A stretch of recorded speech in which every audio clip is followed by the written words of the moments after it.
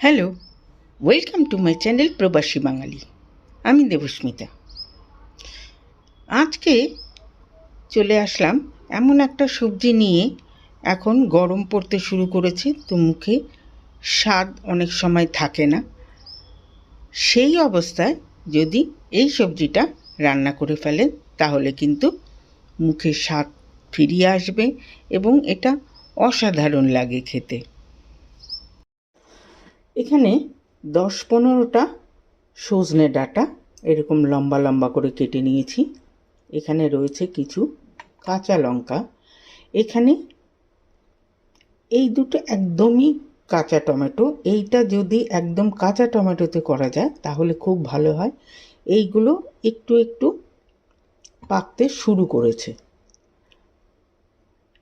আর এইখানে নিয়েছি অল্প একটু কুমড়ো, 200 গ্রামের মতো কুমড়ো এরকম লম্বা পিস করে, একটু মোটা করে লম্বা পিস করে কেটেছি। এইখানে মাত্র 1 টিস্পুন সর্ষের গুঁড়ো জল দিয়ে ভিজিয়ে রেখেছি। একটা কড়াই বসিয়ে দিয়ে দিয়েছি সর্ষের তেল। খুব অল্প তেল দিয়েছি। এর মধ্যে দেব সর্ষে ফোড়ন, 1 চামচের মতো, ছোট 1 চামচের মতো সর্ষে ফোড়ন আর কাঁচা লঙ্কা।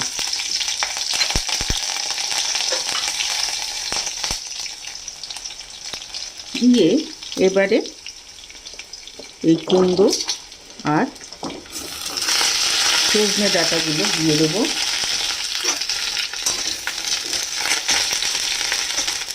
একটু নাড়াচাড়া করে নেব। করে এটার মধ্যে দেব হলুদ, অল্প একটু হলুদ আর এই টমেটোগুলো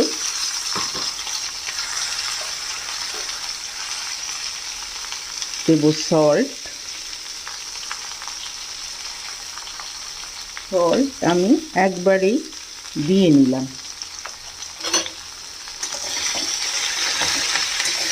সব একসাথে মিশাবো। এই রান্নাটা করা কিন্তু খুব ইজি। আর মুখে যদি কোনো টেস্ট যখন না থাকবে না, তখন এই রান্নাটা করলে মুখে টেস্ট ফিরে আসবে। নাড়াচাড়া করে এটা এবারে ঢাকা দিয়ে দেব। মিনিট 10 ঢাকা দিয়ে রেখেছিলাম।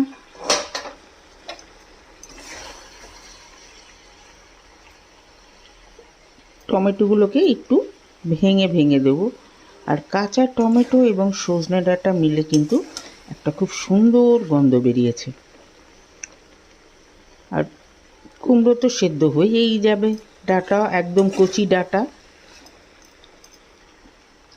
এবারে দিয়ে দেব এই সর্ষের জলটা। বেশি সর্ষে দেব না, সর্ষের একটা ফ্লেভার থাকবে কিন্তু বেশি থাকবে না। এটা যদি এরকম মাখা মাখা খেতে হলে এই রকমভাবেই এটাকে হয়ে যাবে। আর যদি একটু ঝোল ঝোল খেতে হয় তাহলে এটার মধ্যে জল দিয়ে আর একটু ফোটাতে হবে এবং একটু চিনি দিতে হবে, তাহলে টেস্টটা খুব ভালো আসে। আর যদি মাখা মাখা এরকম খেতে হয় তাহলে চিনি দেওয়ার দরকার নেই, কারণ কুমড়োর মধ্যে অলরেডি একটা মিষ্টি থাকে। লাস্টে এবারে দিয়ে দেবো ধনে পাতা।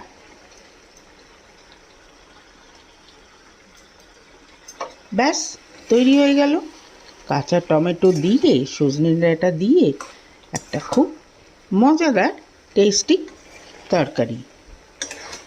তো কেমন লাগলো রেসিপি?